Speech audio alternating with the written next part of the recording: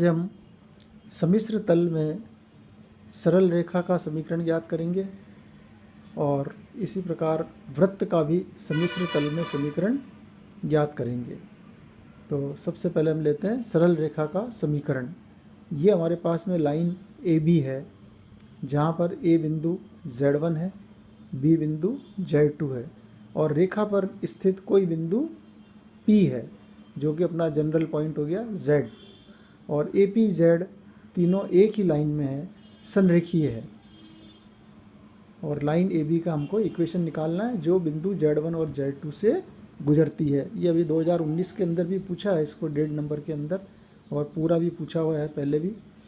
तो इसके लिए क्योंकि ये तीनों पॉइंट ए पी बी सरल रेखीय है, संरेखीय है, इसलिए amplitude of A P upon amplitude of B P is equal to pi होगा या फिर 0 होगा।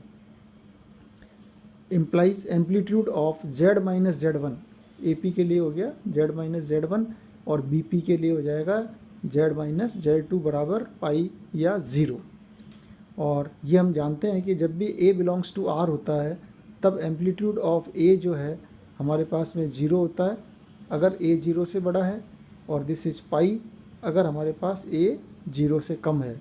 इसलिए यहाँ पे amplitude of Z minus Z1 upon Z minus Z2 this implies Z minus Z1 upon Z minus Z2 belongs to R, implies amplitude of Z minus Z1 upon Z minus Z2 is equal to 0। ठीक है। A imaginary part of Z minus Z1 upon Z minus Z2 is equal to 0, क्योंकि ये सारा का सारा हमारे पास real है, इसलिए इसका इमेजनरी पार्ट 0 हो गया।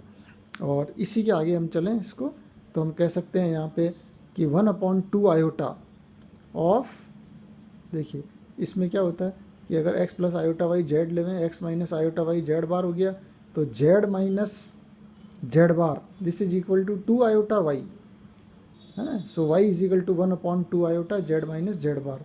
तो इसी चीज़ को हम यहाँ पे काम में ले रहे हैं कि इमेजनरी पार्ट अगर यहाँ पे यूज़ कर रहे हैं, इमेजनरी पार्ट कौन है, z का y है, so y is equal to 1/2 iota, ये पूरा का पूरा अपने पास एक तरह से z माइनस इस पूरे की बार, सो 2 आयोटा चला गया 0 में, और ये Z minus Z1 upon Z minus Z2 ये बराबर हो गया इस वाली क्वांटिटी के Z minus Z1 upon Z minus Z2 की whole bar.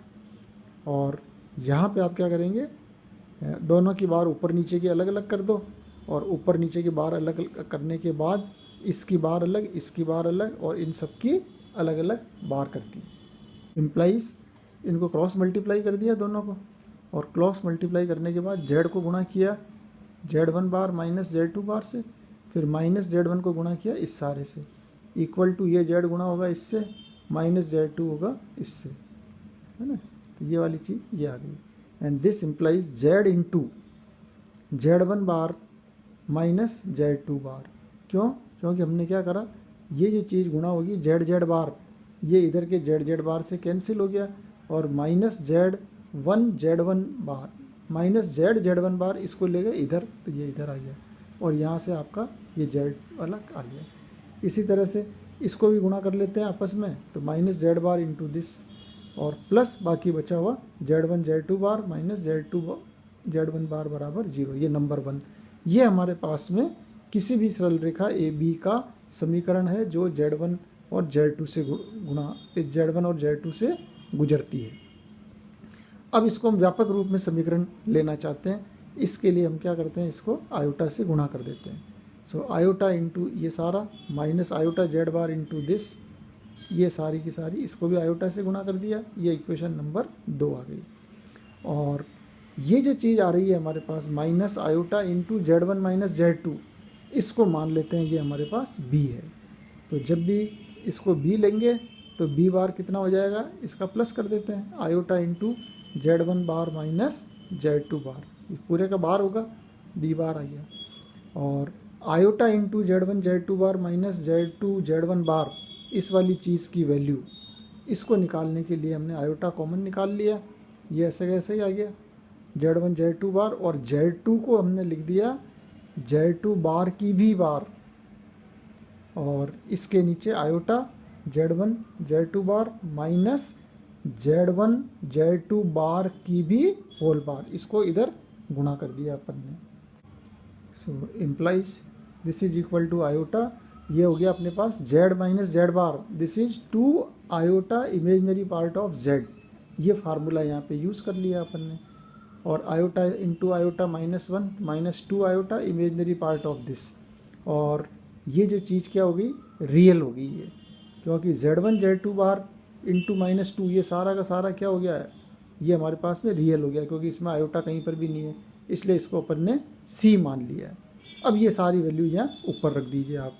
So equation 2 implies B बार Z प्लस B Z बार प्लस C बराबर 0।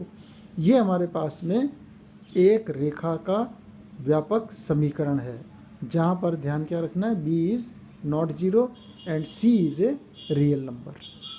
अब इसके बाद में आता है वृत्त का समीकरण ज्ञात करना इन दी कॉम्प्लेक्स प्लेन।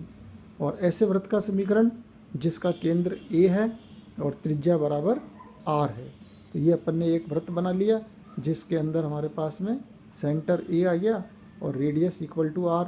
वृत्त के ऊपर कोई भी पॉइंट अपन ने यहाँ पर P पॉइंट ले लिया, जो कि हमारे पास में Z है ना, सेंटर C इज A। सो ये तो हो गया Z, यहाँ पर तो Z पॉइंट आ गया x plus iota y. So Z minus A की वैल्यू कितनी होगी, R के बराबर होगी, that is CP। So mod Z minus A is CP, that is equal to R। Square कर दो बराबर R स्क्वायर, और mod Z square is equal to Z bar, ये फार्मूला यूज कर लिया। इसके बाद दोनों के बार अलग अलग कर लिए अपन ने, और दोनों के बार जैसे जैसे अलग होंगे और फिर हम क्या करेंगे, इसको गुणा कर देते हैं दोनों को, Z बार माइनस ये सारा गुणा कर दिया। ये अपने पास में आ गया वृत्त का समीकरण। व्यापक रूप में अगर इसको करना चाहते हैं तो A bar minus R square, ये पूरी की पूरी वैल्यू कैसी होगी, रियल वैल्यू होगी। लेट दिस इज C, तो इस पूरे की जगह अपन ने C रख दिया यहाँ पे। सो B की जगह अपन ने रखा -A, है ना, तो -A की जगह B रख दो, तो Z बार ये हो गया प्लस B Z बार प्लस B बार Z प्लस C बराबर 0, जो कि हमारे पास में वृत्त का व्यापक समीकरण है। ये अपने को हमेशा ध्यान रखना है कि कॉम्प्लेक्स प्लेन में किसी भी वृत्त का समीकरण Z बार प्लस B Z बार प्लस B बार Z प्लस C बराबर 0, जहाँ पर C जो है हमेशा रियल होगा।